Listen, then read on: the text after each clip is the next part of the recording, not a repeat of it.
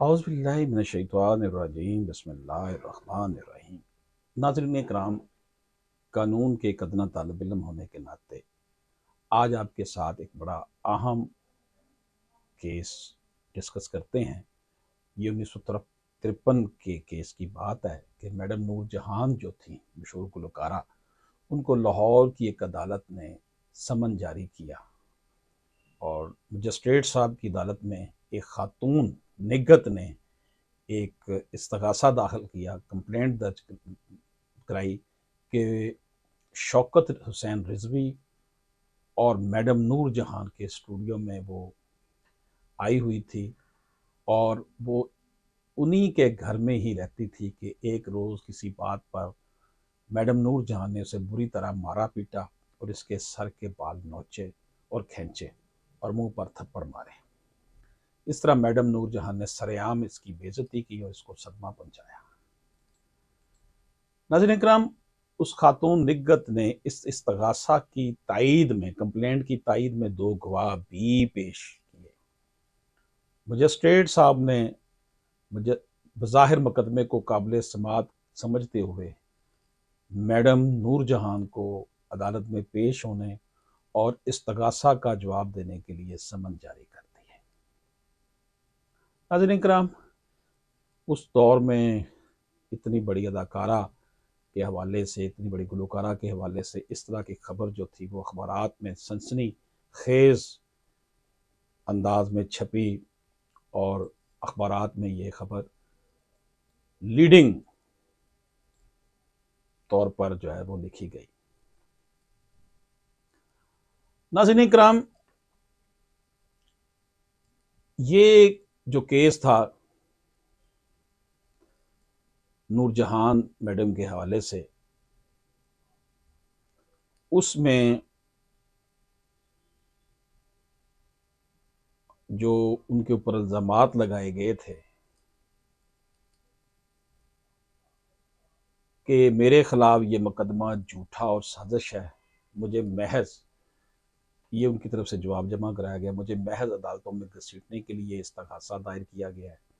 मैं film industry से वाबस्ता होने के बावजूद आम पब्लिक में आने से गुरेज़ करती हूँ। पर्दा स्क्रीन पर आने का ये मतलब हरगिज़ नहीं कि मैं पब्लिक की हद तक पर्दा नशीन औरत नहीं हूँ।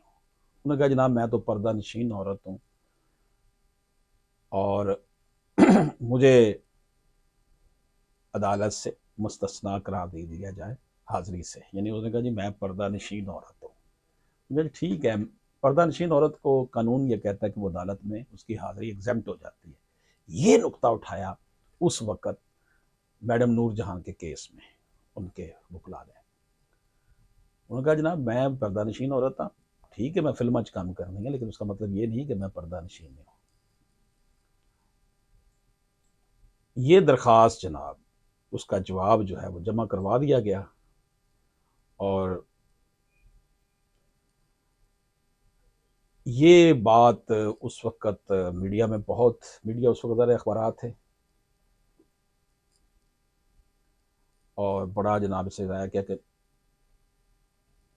नूर जहान जो थी, उनके वकील ने बताया कि वो उनके दफ्तर में आई हुई हैं, यहाँ पर आवाम का बेहद हजूम है, इसलिए उन्हें अदालत में पेश होने में दिक्कत आ रही है। अदालत ने हुक्म दिया कि नूर जहान को रिटायरिंग रूम के अंदर लेकर चले जाए, यानी जज साहब के कमरे में बिठा दें।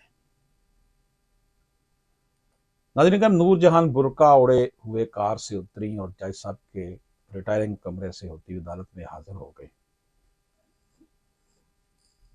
नाज़रीन इकराम, उस वक़्त जो उनके वकील साहब थे वो उन्होंने बहस का आगाज़ किया, लेकिन अदालती कार्रवाई में बहुत खलल था क्योंकि शोर-ओ-गुल बहुत था लोगों का।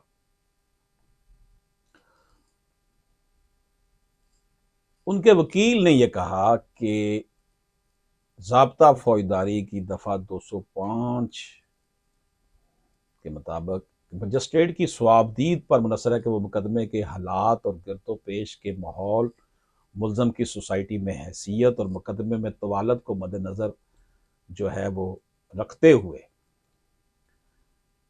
इन सारे ये फैसला करे कि आया मुल्ज़म का अदालत में पेश होना ज़रूरी होगा कि नहीं।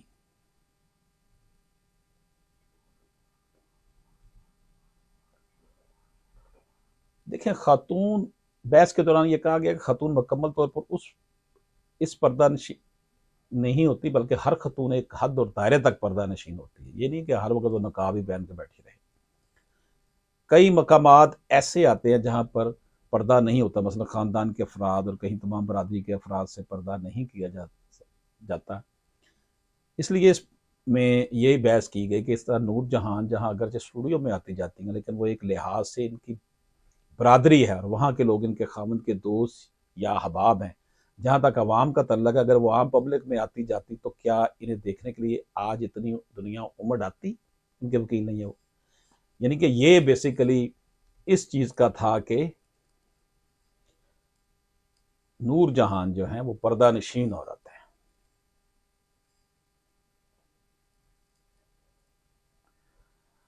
मजिस्ट्रेट साहब ने मुख्तसर हुक्म सादर किया कि दरख्वास्त के मंदरजात के पेश नज़र और मुकदमे की नवीयत को सामने रखते हुए ये मुनासब है कि नूर जहान को इस मुकदमे में अपने वकील के ज़रिए पेश होने की इजाज़त दी जाए।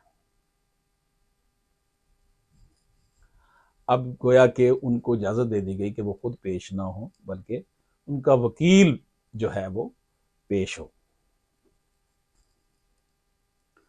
फैसला सुनाने के बाद मजिस्ट्रेट साहब जो है वो वकील साहब के साथ और नूर जहान मैडम के साथ रिटायरिंग रूम में चले गए।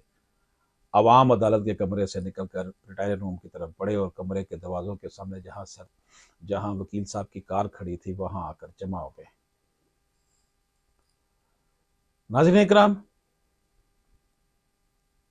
ये जो मुकदमा था चंद तारीखों के बाद ख़त्म हो गया कि जो कंप्लेनेंट थी उसने दरख्वास्त सुलह की दे दी और ये मुकदमा ख़त्म हो गया।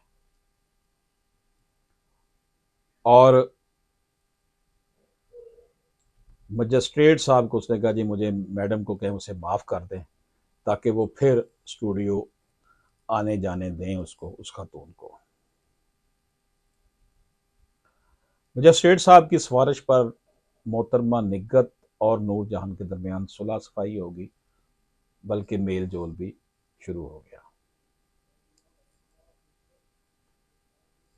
नाज़रीन इकराम, अब आप देख लें कि पर्दा नशीन लेडी के हवाले से बड़ी लैंडमार्क जजमेंट है एपेक्स कोर्ट की, लेकिन यहां पर यह भी साबित कर दिया गया कि मैडम नूर जहान जो है वो पर्दा नशीन लेडी है और उसको कहा गया कि ठीक है आप खुद पेश ना हो, बल्कि किसी और शख्स के जरिए, वकील के जरिए आपका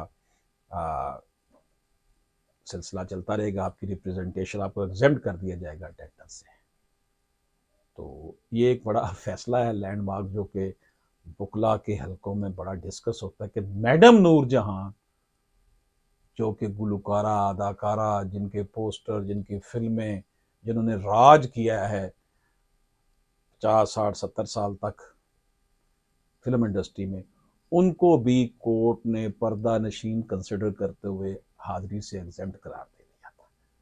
तो ये तकरीबन 70 साल पुराना, 74, 73 साल पुराना केस था 1953 का मजिस्ट्रेट की अदालत में कंप्लेंट के हवाले से, जिसमें जो थी सिविल क्रिमिनल प्रोसीजर कोड के हवाले से बात की गई थी, वो हमने आपकी खिदमत में पेश किया। इजाज़त दीजिए, अल्लाह हाफिज़।